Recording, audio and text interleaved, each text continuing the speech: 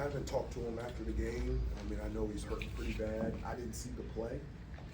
I just saw him on the ground, and he was in a lot of pain. And I know that he's really in a lot of pain because in those situations, throughout his career, he usually gets back out there on the floor. And so I'll talk with Doug Halverson, our trainer, and see how serious it is. But I didn't see the play. I just saw him on the ground.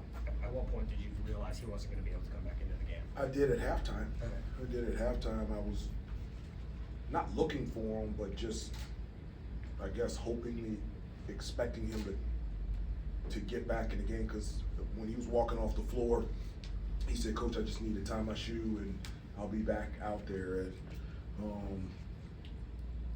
my only concern is Armando. I just want him to be okay. So, as a result, Jalen got 27 minutes. He only had 20 coming in. What did you like about what he did, and how much do you think he grew just being out there and having those extended minutes? well, I've said this to you guys, and I've said it to the team a number of times, that your number is going to be called. And I can't tell you when, where, how, the manner in which it's going to be called, but your responsibility and your job is when it's called, you need to be ready. And his number was called tonight. It was called for him to play extended minutes more than he has since coming back, and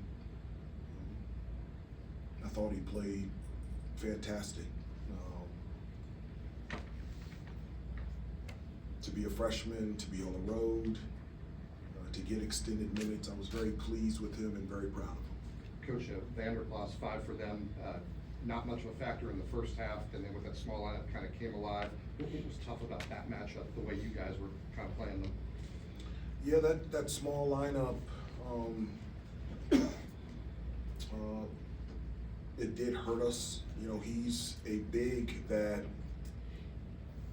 he can cause some problems because he's a big that can shoot the ball from the outside. And so,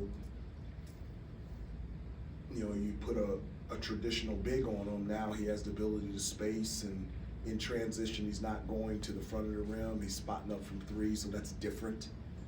Then if you put a smaller guy on him, he has the ability, he's big enough and skilled enough to be able to post up. He played really well in the second half. I really feel like the thing that really hurt us was just one-on-one dribble drives to the basket.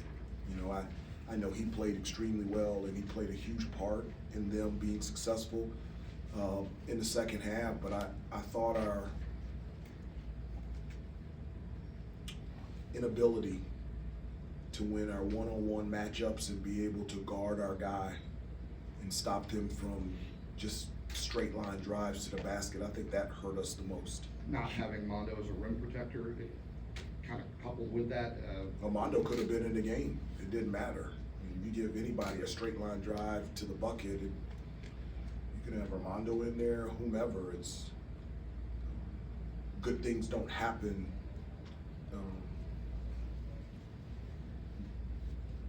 when, from a defensive standpoint, you allow that to happen, and you allow that to happen consistently.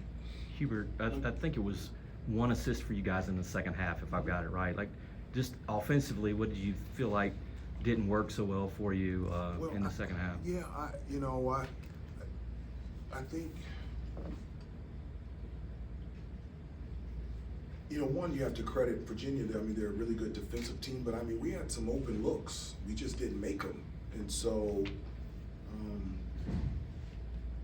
one of the things against Virginia is, once you're able to create an open shot, you got to be able to take it, and you got to be able to hit it. And in the first half, I felt like we were able to do that somewhat consistently. In the second half, we just didn't. Again, I don't think the 1 assist was the determining factor that, things didn't turn out good for us tonight. We turned the ball over, and when we turned the ball over, it was pick sixes. It was offensive rebounds. We didn't box out. Dribble drive, didn't come in and help and get loose balls. And the discipline and details that you have to win games like this and win on the road, we just didn't have. And when you don't have that, you get this type of result. Number 2, Reese Beekman, you mentioned the driving earlier. Just what was so hard about containing him tonight? I have to look at the film. You know, he is extremely talented. He's quick. He has an ability to penetrate and get to the basket, and he's an excellent finisher, but he can also distribute the basketball. A lot of his drives are just straight line drives.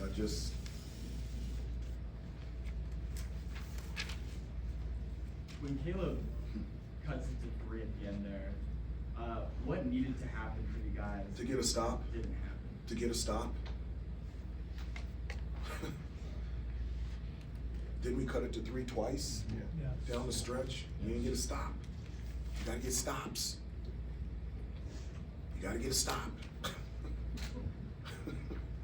Hubert, I know you're not looking for moral victories, but what No. does it tell you about the way you guys recalibrated being down 2 starting big men and the way It doesn't Mark matter. Davis- It does. It just doesn't matter.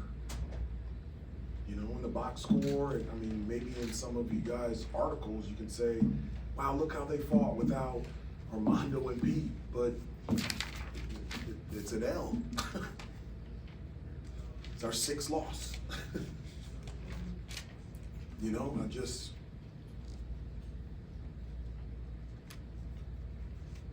we needed to be better to win here, and we have enough.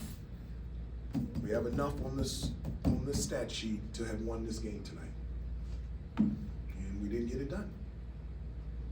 Take one more if there is one. Is there a singular thing that's frustrating you the most right now? Is it the defensive, is it not getting the stop late, is it the straight line drive, the one thing that stands out?